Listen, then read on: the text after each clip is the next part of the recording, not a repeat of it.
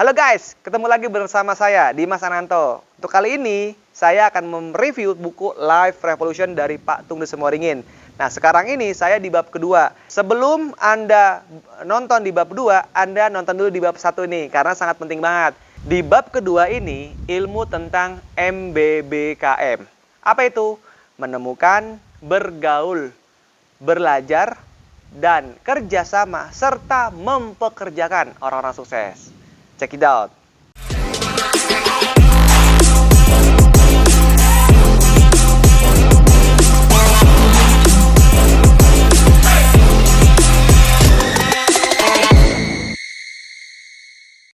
Nah, peneliti dari Kelly McGonigal dari Stanford University tentang willpower di tahun 2011, The Willpower Institute, menyatakan kegagalan atau kesuksesan dapat menyebar melalui kelompok karena manusia cenderung mencerminkan perilaku orang-orang yang terhubung secara sosial dengan mereka. Maksudnya yang terhubung dengan pergaulan mereka.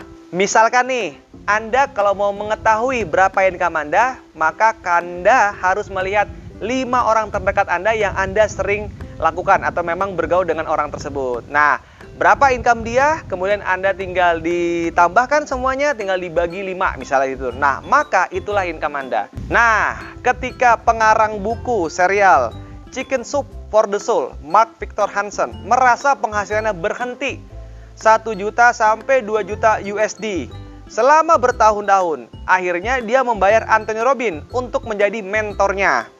Nah, kemudian pertanyaannya gini, apa hal pertama yang ditanyakan oleh Anthony Robbins? Nah, inilah pertanyaannya. Berapa rata-rata penghasilan 5 orang terdekat Anda? Ketika jawabannya Mark Victor Hansen, rata-rata penghasilan teman terdekat saya adalah 1 juta sampai 2 juta. Anthony Robbins mengatakan, nah itu masalahnya bos. Nah, kemudian Anthony Robbins cerita bahwa ketika penghasilannya 27 juta dolar, 5 orang terdekat temannya memiliki rata-rata penghasilan 100 juta dolar. Sampai sini paham? Kalau Anda pengen income Anda puluhan juta, maka Anda harus memiliki 5 orang terdekat Anda puluhan bahkan ratusan juta juga rupiah. Oke, kita bahas nih. Apa itu M? Yang pertama adalah menemukan. Maksudnya seperti apa sih? Nah, kita menemukan orang-orang yang sudah sukses di bidangnya. Nah, ketika misalnya caranya gimana nih? Oke, kita ikut tur mahal. Maksudnya apa? Kelasnya kelas premium, misalnya seperti itu. Nah, jadi biasanya kalau tur mahal tuh orang-orang yang menengah ke atas, dan juga kita juga bisa berkenalan, kemudian kan kita misalnya 5 hari atau 10 hari itu jadi dekat sama orang tersebut gitu ya. Nah, yang kedua adalah naik pesawat bisnis kelas. Nah, biasanya orang pesawat bisnis kelas itu juga orang-orang yang menengah ke atas. Siapa tahu kalau kita sudah bergaul sama orang-orang yang menengah ke atas, kita juga ikut-ikutan jadi orang yang ke atas nantinya. Yang ketiga, ikut organisasi yang ada orang suksesnya. Contohnya apa? Ada Japnas. Apa itu Japnas? Japnas itu adalah jaringan pengusaha nasional.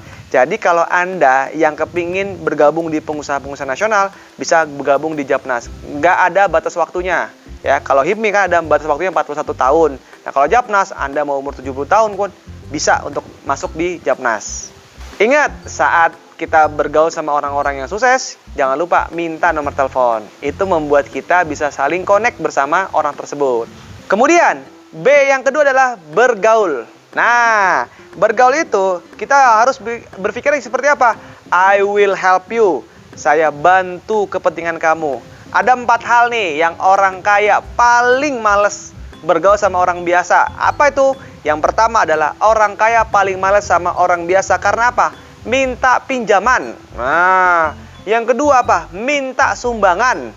Nah, yang ketiga adalah minta kerjaan. Nah, yang lebih parah lagi nih, yang keempat adalah minta sumbangan, kerjaan, pinjaman. Tiga-tiganya diambil. Maka dari itu, ya mindsetnya adalah kalau kita mau bergaul sama orang sukses adalah I will help you. Saya bantu kepentingan Anda. Contoh selanjutnya, misalkan kita membuat webinar eksklusif bareng, misalkan Pak Tung Desemorringin, dan juga dikonekin dengan Sandiaga Uno. Akhirnya apa? Saling ketemu, saling silaturahmi, dan kita juga jadi belajar dari 2 orang sukses tersebut. 3, B yang selanjutnya adalah belajar. Nah, maksudnya apa? Misalkan nih, ada Pak Teddy Perahmat. Nah, Pak Teddy adalah kakak saya, misalnya seperti itu ya. Nah, kemudian kira-kira nasihat apa sih untuk saya supaya bisa seperti sukses seperti Pak Teddy P. Rahmat. Nah, nanti Pak Teddy P. Rahmat itu akan memberikan kisah-kisah suksesnya gitu ya. Kemudian bertanya lagi yang kedua, dari biasa-biasa saja menuju jadi luar biasa, kira-kira apa yang saya harus lakukan? Nah, gitu ya. Kemudian contoh yang ketiga adalah prinsip-prinsip apa yang Bapak pegang nih misalnya, sehingga suatu masalah bisa terlewatin. Tuh. Yang keempat adalah, boleh tahu nggak Pak cerita tentang 1 miliar pertama Bapak dari mana? Dan bagaimana cara mendapatkannya? Nah, gitu. Kemudian, semisal Bapak hanya mewarisin sekumpulan prinsip-prinsip, prinsip apa yang mau diwarisi oleh saya? Nah, itulah kita belajar dari orang-orang sukses di bidangnya. Kita tinggal bertanya sama beliau dan kita bisa mendapat pelajaran penting dari pola-pola dan prinsip-prinsip orang sukses. Nah, kemudian adalah yang keempat adalah K-nya apa? Kerjasama. Misalnya nih, kita jago di bidang YouTuber, atau kita jago di bidang marketing, atau jago di bidang sales, atau jago di bidang SDM. Nah, kita menawarkan kepada orang sukses untuk, Pak, boleh nggak saya bantu Bapak dari bidang salesnya? Sehingga Bapak nggak usah gaji saya hanya cukup untuk mungkin makan sehari-hari saya aja gitu ya. Nah, tetapi saya bisa mempraktekkan dan saya bisa membuktikan usaha Bapak maju sangat besar dengan ilmu yang saya berikan. Nah, itulah kerjasama Bapak Ibu. Nah, dan kita tinggal bilang ngomong sama si orang sukses tersebut, Pak, saya nggak usah digaji besar, saya nggak usah digaji, cukup hanya makan saja. Nah, dan saya mau membuktikan apa kinerja saya, seperti itu. Itu yang namanya yang keempat. Apa itu? Kerjasama. Yang kelima, nah ini yang terakhir. Apa itu?